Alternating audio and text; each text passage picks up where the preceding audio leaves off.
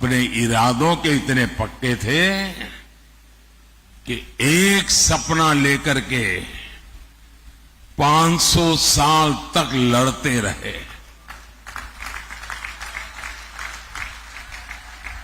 ये छोटा इतिहास नहीं है। 500 साल का अविरत संघर्ष,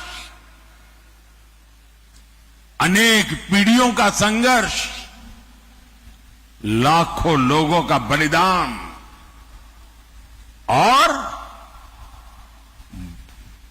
500 साल तक संजोया हुआ सपना आज रामलला भव्य मंदिर में विराजमान है।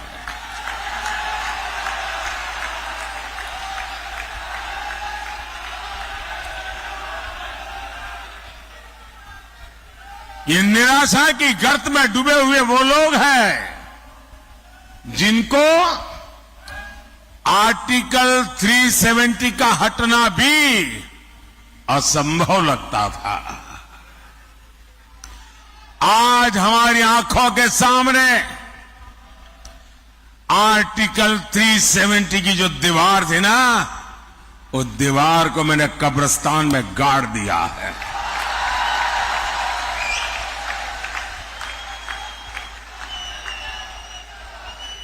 और जो सपने संजो रहे हैं कि वे कभी 370 पुनर्जागरण करेंगे, फिर से लगाएंगे,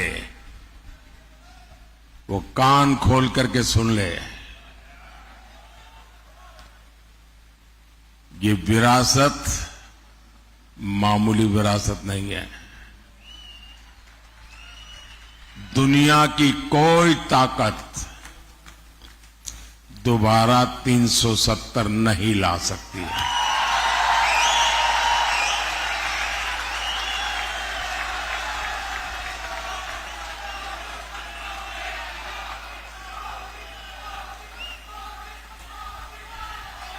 साथियों, हमारा देश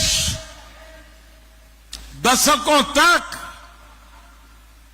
सीरियल बम धमाकों से लहूलुहान होता रहा।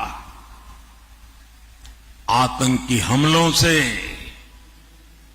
मां भारती का सीना चीर दिया जाता था। मुंबई जैसे हमारे शहर थर्राते रहते थे।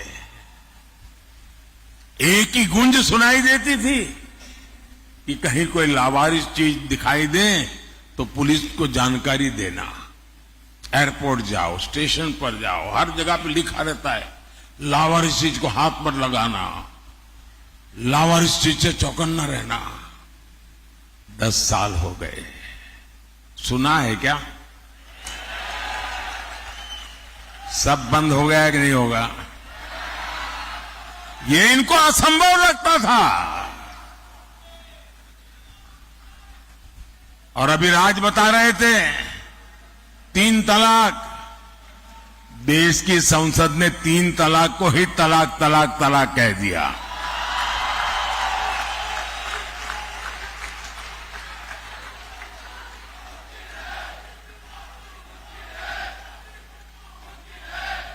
महिलाओं को 33% आरक्षण, 40 साल तक इंतजार करते रहे लोग।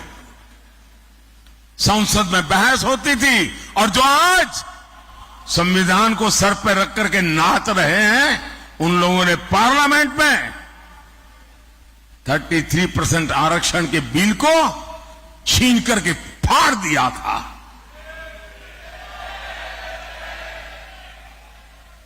इन सब की छाती पे बैठ करके आरक्षण हुआ कि नहीं हुआ?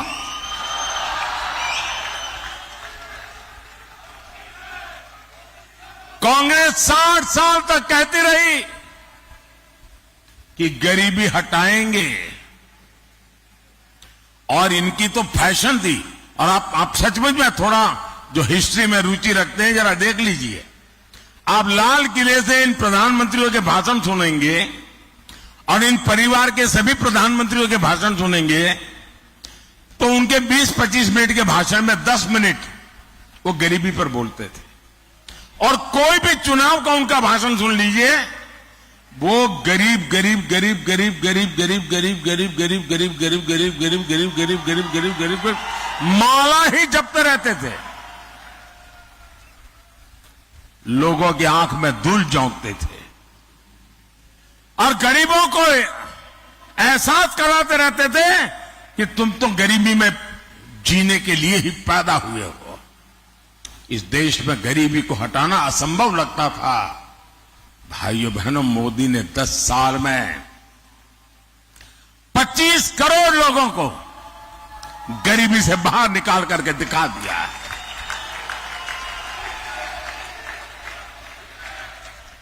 जो असंभव लगता था वो संभव हुआ कि नहीं हुआ? संभव हुआ कि नहीं हुआ? ये किसने संभव बनाया? ये किसने संभव बनाया? ये किसने संभव बनाया? कौन सी ताकत है जिसने ये किया है? ये कौन सी ताकत है? मोदी नहीं, ये आपके वोट की ताकत है ना, इसके कारण हुआ। ये आपके वोट का सामर्थ्य है।